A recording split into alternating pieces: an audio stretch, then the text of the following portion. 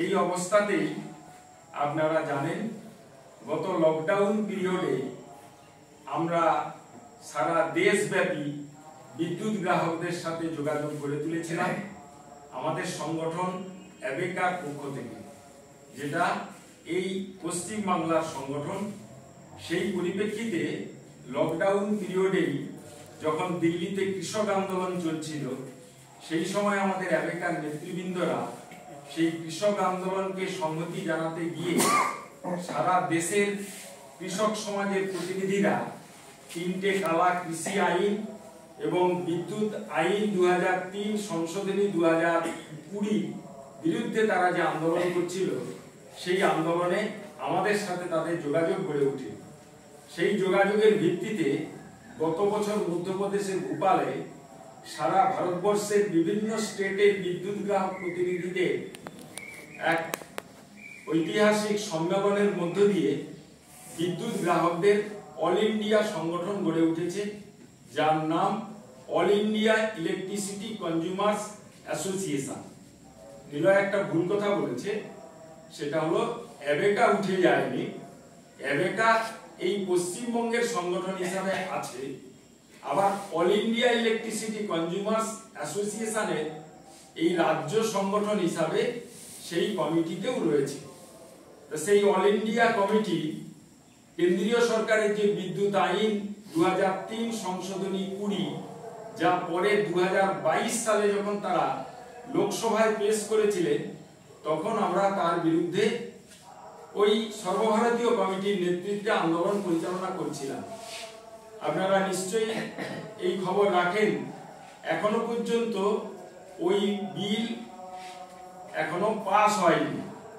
একদিকে কেন্দ্রীয় সরকারের কাছে আমাদের এই অল ইন্ডিয়া কমিটির আন্দোলন, অন্যদিকে বিদ্যুৎ বন্টন কোম্পানি, সঞ্চালন কোম্পানি, উৎপাদন কোম্পানির সাথে যুক্ত যে সমস্ত কর্মচারীরা আছে, এক ধাক্কায় ওই আইন চালু হলে তাদের যেহেতু বিরাট অংশের কর্মচারীরা কর্মচ্যুত হবেন, তাই তারাও একটা আলাদাভাবে আন্দোলন পরিচালনা করছে।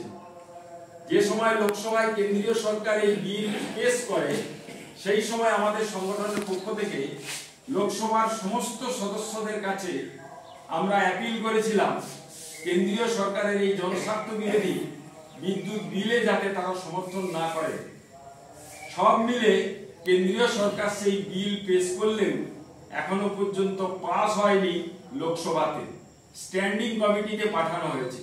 যে কোনো সময় সেই বিদ্যুৎ আইন বিল আইন হিসাবে পরিণত হতে পারে, কারণ কেন্দ্রীয় সরকারের যা তাদের সংখ্যাগরিষ্ঠতা রয়েছে লোকসভার সদস্যদের মধ্যে, তারা কিন্তু জোরপূর্বক এটা করতেই পারে। আপনারা জানেন ওই যে বিদ্যুৎ আইন সংশোধনী বিল 2022-এ যা যা করতে চাওয়া হয়েছে, এই ব্যাপারে আমরা একটা বুকলেট বের করেছি, আপনারা নিশ্চয়ই সবাই পেয়েছেন। নানানভাবে সে ব্যাপারে বহুদিন ধরেই আলোচনা হচ্ছে।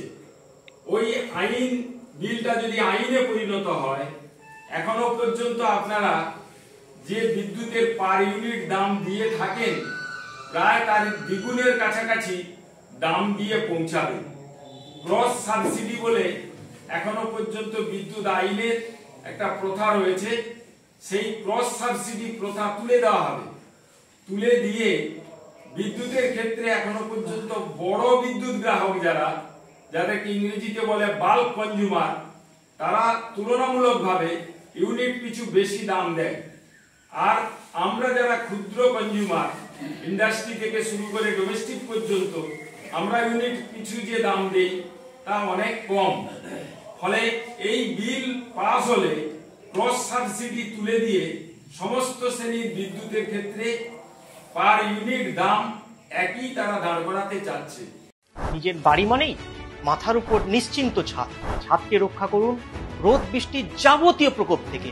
আপনার বাড়ি নতুন হোক বা পুরনো, পেন ডক্টর লিগ গার্ড ভ্যাকসিন, যা প্রিমিয়াম ওয়াটারপ্রুফিং সার্ভিসের মাধ্যমে বহু বছর সুরক্ষিত রাখে আপনার ছাদকে। বিশদে জানতে এখনই ফোন করুন।